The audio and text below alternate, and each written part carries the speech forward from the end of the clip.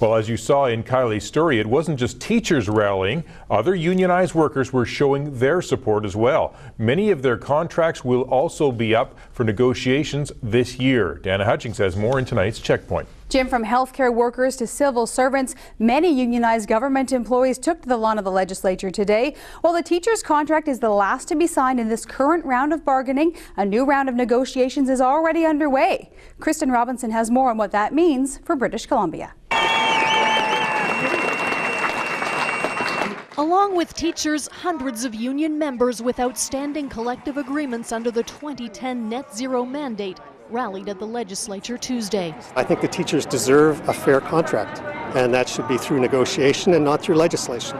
We're here to stand by the teachers because we know this is the beginning for everybody.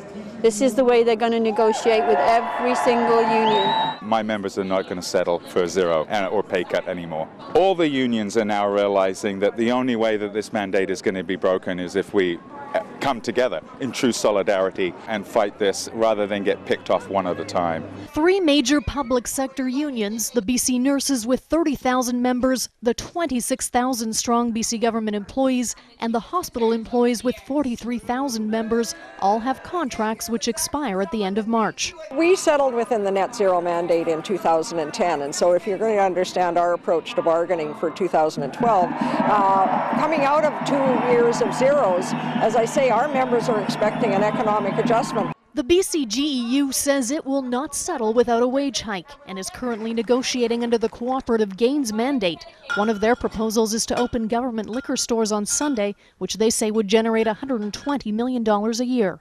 On our side, we have 7 sectors at the bargaining table as we speak, or will be coming to the table sometime this year. It's our intention to negotiate collective agreements in each of those sectors.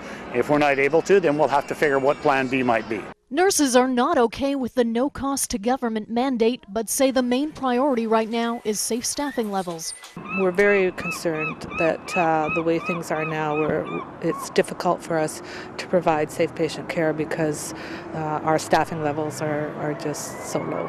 All three unions say bargaining, which started in January, has been slow going. BC does have its reputation for disputatious labor relations. I frankly am a bit of an optimist. I think things will be relatively calm once we get past this little storm.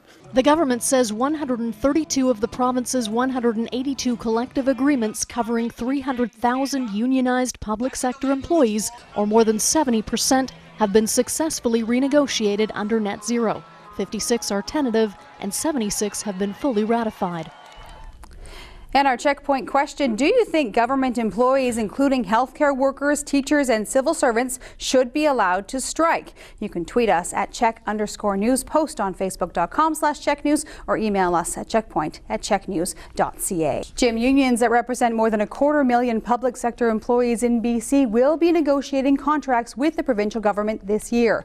On social media, some say workers paid by taxpayer dollars should be an essential service, while others say striking is the only tool they have to get the government's attention. Our checkpoint question, do you think government employees should be allowed to strike? Here are some of your thoughts. I think that it's important that people have their needs heard and that they're allowed to express what they want, and if they aren't allowed that chance, then I don't think that it's a very good thing. Government workers have collective rights. I think that the right to strike should be a fundamental right of any employee-employer relationship. Absolutely. Why do you feel that way, sir? Because I can't see taking those rights away from anyone. Those are rights that we've always had, and I can't see them taking them away. Well, I think we need to sit back and take a full look at the entire picture of how we deal with all the labor unions in this province. What we're doing now doesn't work for the unions, and it doesn't really work for the employers either. There's certain aspects that you got to have. The public need access to certain services, so essential services, no. Otherwise, yes. From Facebook, Kale says yes, definitely. Otherwise, how will change happen? Lindsay says it's all right as union members to walk off the job if the employer isn't coming to the table to negotiate fairly. Besides, the government is breaking the law and imposing this type of legislation. Dee says no, I don't think they should. They lose more money being on strike. They should be considered an essential service. And the results of our web poll, 70% say yes, they should be allowed to strike, while 30% say no. With other contracts coming up for negotiation, some people on Twitter and Facebook today are even proposing a general strike. And that's tonight's Checkpoint.